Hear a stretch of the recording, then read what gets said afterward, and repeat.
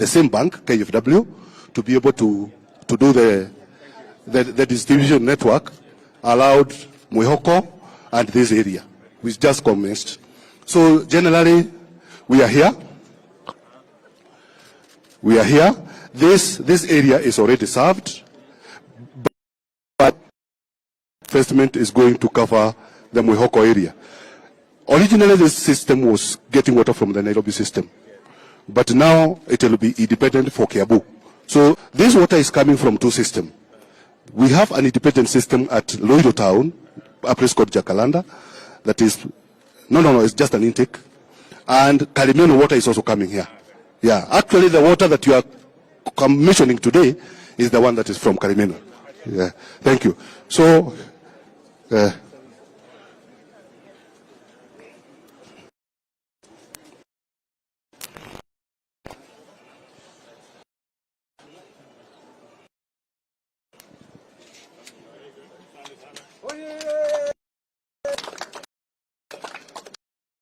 thank you, Your Excellency. Yeah.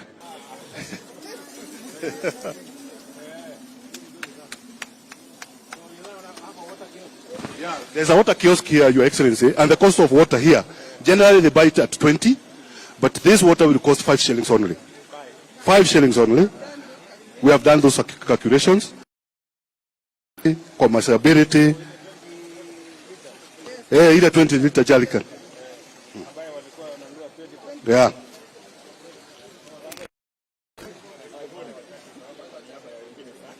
Your Excellency. Yeah.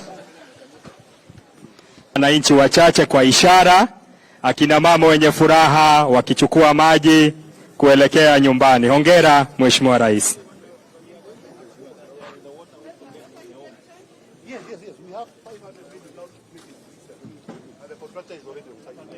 Asante Mheshimiwa Rais.